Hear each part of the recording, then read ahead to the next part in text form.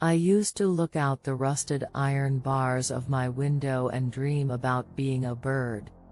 The chain that shackled me to my bed was just long enough to reach the windowsill, and so every night after my father would visit my room I would lie awake and wait for the first rays of light to creep over the horizon, then walk over to my window to listen to the morning's first few notes of birdsong.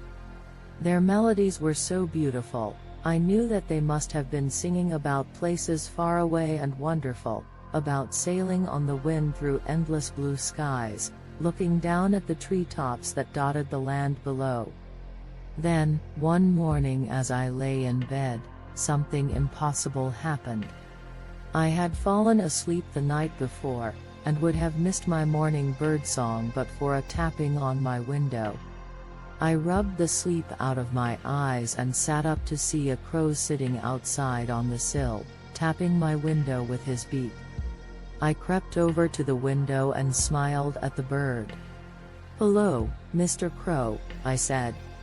"Hello, little girl," said the crow. I stood there dumbfounded for a moment, not knowing what to say. Finally, after what seemed like an eternity, I forced myself to speak. "You know how to talk," I said. "All birds know how to talk," he replied. "It's just that not all humans know how to listen." I pushed my window open a crack until it hit against the bars. The bird cocked its head in curiosity. "Why are you in a cage?" it asked. "I think it's my destiny," I said. "It's always been this way." "You look rather thin," replied the crow. "Would you like something to eat?" My stomach gave a weak growl. "Yes," I said. "That would be wonderful." Without another word the crow took flight. A few minutes later he returned with a small branch of figs. The crow watched me as I greedily devoured the fruit.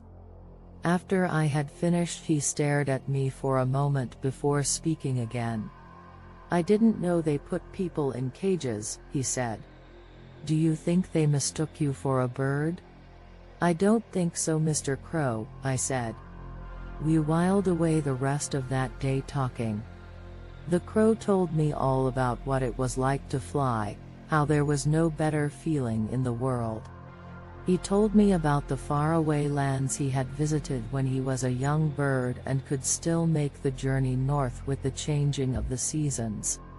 Finally, evening came and the crow said that he had to go. The next morning he was back, however, with 2 more branches of figs.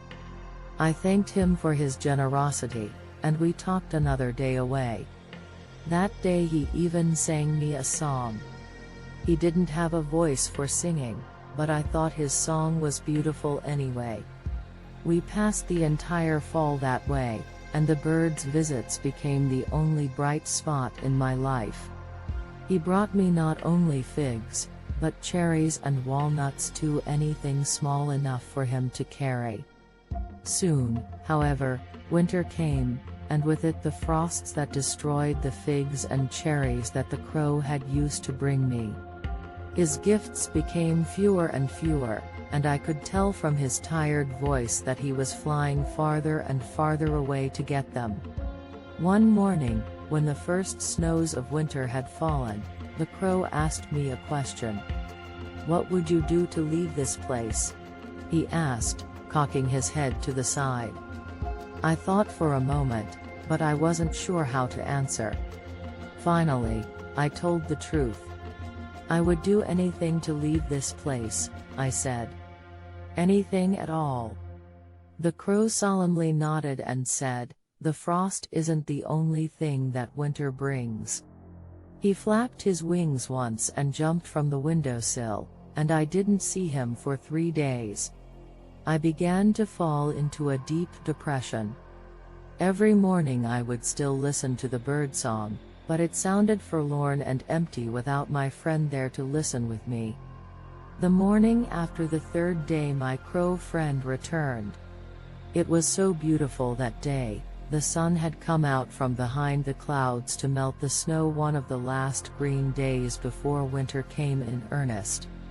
As the shadow passed over the valley in which we lived, I first mistook it for a storm cloud, but then I heard the sound. It was loud enough to crack the sky, but it wasn't thunder, it was birds. Thousands upon thousands of them descended on our house. A whirling storm of beating wings and shrieking caws, they crashed into the walls and windows, pecking at them with wild ferocity.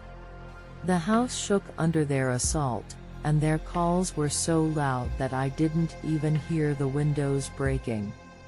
They were not so loud, however, that I could not hear my father scream.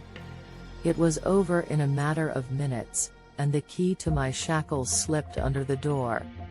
I rushed over and picked it up with trembling hands, sliding it into the metal cuff around my ankle and turning it.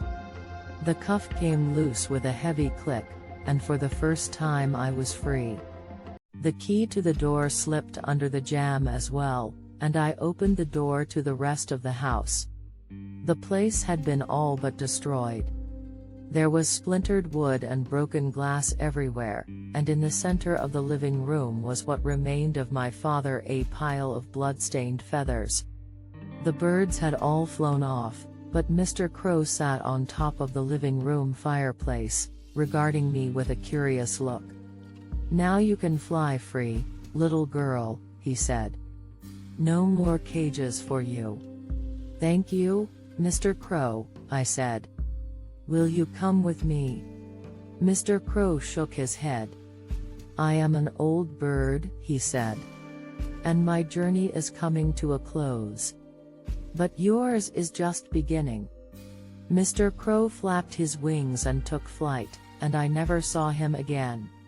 As I stepped out of the front door, my bare feet touched the grass for the very first time, and I could smell the flowers on the breeze as it drifted over me.